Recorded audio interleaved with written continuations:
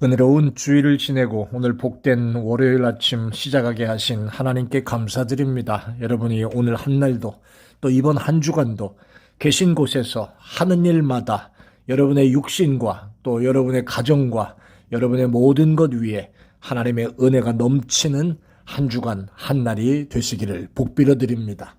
저는 오늘 아침부터 며칠 동안 말씀 묵상의 시간을 구약성경 사사기에 있는 말씀을 가지고 말씀을 묵상해 보기를 원합니다.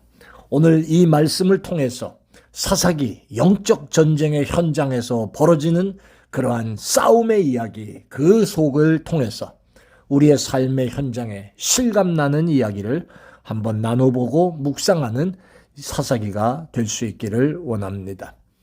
여러분, 오늘은 사사기 1장 1절로부터 10절에 있는 말씀을 보겠는데요. 본문의 말씀을 보면 이런 정리를 한번 하면서 시작해 볼 수 있습니다.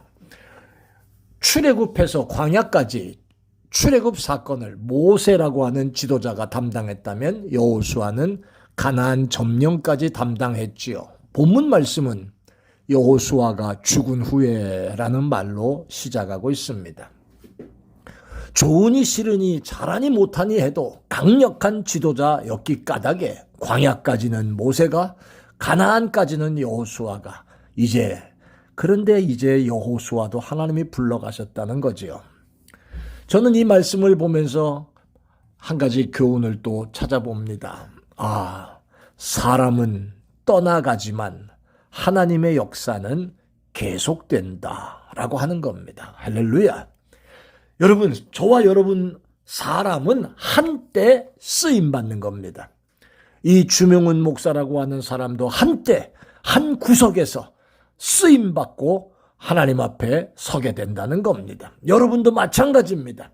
그러므로 한때 한 구석에서 쓰임받을 때 최선을 다하면 되는 것이지 내 쓰임이 끝난 이후에도 내가 아니면 안 된다라고 하는 이 독선과 교만, 이런 것들은 있어서는 안 됩니다. 내가 하나님의 부름을 받으면 마치 안 될 것 같아도 또 다른 사람을 통해서 하나님은 계속해서 당신의 일을 계속하신다는 겁니다. 그러므로 역사의 한때를 쓰임받는 우리가 주께서 나를 부르시고 이 시간도 사용하시겠다고 하시면 내가 여기 있습니다. 부족해도 나를 사용해 주세요. 라고 하는 자세가 되어야 할 줄 압니다. 나이가 드셨어도 젊어도 또 병들었어도 가난해도 연약해도 이런 거 아무 상관없습니다. 부르시고 쓰시겠다는 주님은 필요한 것을 채우고 일시키시는 줄 아시길 바랍니다. 도산 안창호 선생님은 일제 암흑시대에 지도자가 없어서 쩔쩔몰라하는 사람들에게 이제 우리를 누가 인도할 겁니까? 지도자라고 하는 지도자는 족족 다 일본 형사들이 저거 다 잡아가서 죽이고 감옥에 가두니 이제 누구가 우리를 끌고 갑니까? 라고 할 때 안창호 선생님은 이렇게 대답했다고 해요. 지도자가 없다고 염려하지 마세요. 당신이 지도자가 되세요. 그러면 될 거 아닙니까? 오늘 본문에 보면 누가 먼저 올라갑니까? 라고 하는 그러한 문장이 나옵니다. 그때 2절에 하나님께서 분명하게 말씀하십니다. 가라사대 유다가 올라갈지니라. 유다는 이스라엘 지파의 제일 맏형도 아닙니다. 그런데 하나님은 유다를 보고 내가 올라가라 말씀하십니다. 여러분, 그 순종한 유다 공동체에 누가 지도자였는지 아시지요? 바로 그 족장이 갈렙이라는 사람이었습니다. 이 산지를 내게 주소서.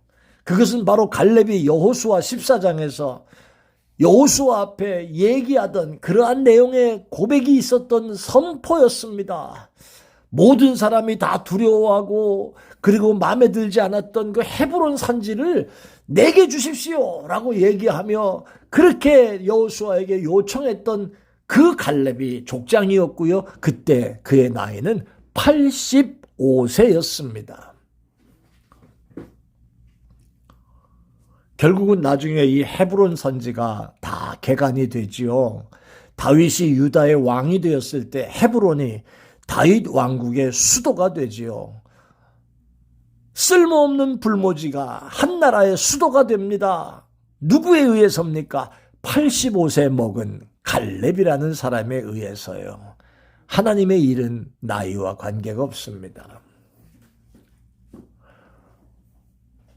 나이 드신 어른들, 나는 교회에서 할 일이 없어.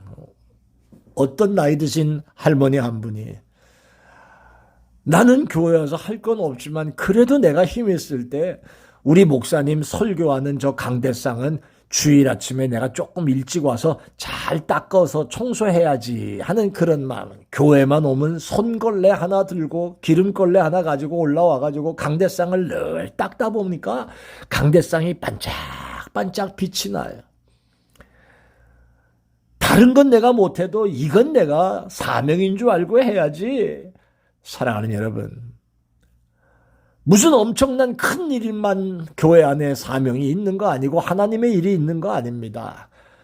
얼마든지 생각해 보면 크지 않아도 중요한 일, 귀한 일, 누가 이 일을 할꼬, 누가 올라갈꼬, 그 질문에 내가 여기 있습니다 라고 고백할 수 있는 그러한 고백, 누가 올라갈고 고민하고 염려하는 그 사람들에게 하나님은 유다가 올라갈지니라 말씀하시면서 감동을 주십니다.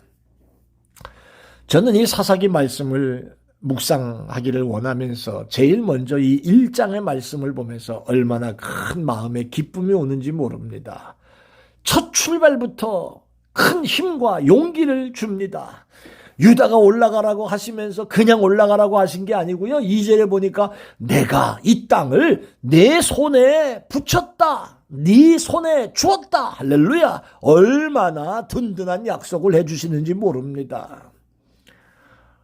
내가 너와 할 건데 걱정하지 마라. 너희 지파가 크지 않다고, 너희 지파가 군사적으로 용맹하지 않다고 그거 걱정하지 마라. 어디 전쟁이 칼과 창에 그런 숫자에 있냐?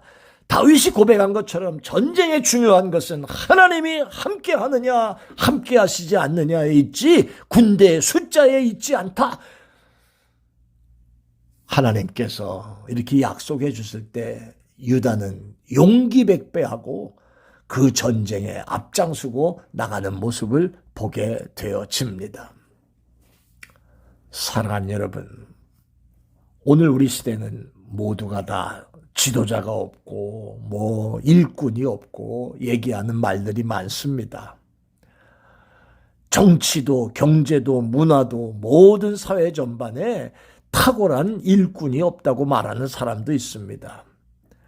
그렇지만 지도자가 없다고 말하기는 쉬워요. 지도자가 되려고 하지는 않지요.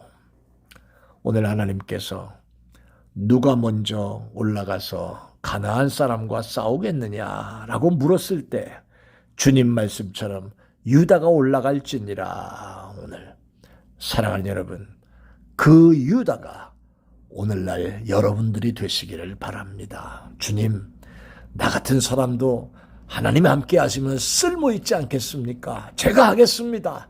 내 비록 늙었어도 하나님이 내게 감동 주셨으니까 내가 이 일은 맡아 하겠습니다. 내가 비록 부족해도 이 일은 하겠습니다. 오늘날의 유다가 여러분들이 되시기를 예수 이름으로 축원합니다. 아멘. 고맙습니다. 주님, 오늘 한 날도 하나님이 요청하시는 그 귀한 음성에 주여 내가 여기 있습니다. 내가 하겠습니다. 고백하고 나서는 이 유다 지파 같은 종들 되게 해 주옵소서. 오늘도 지켜주실 줄 믿습니다. 예수님 이름으로 기도합니다. 아멘. 고맙습니다.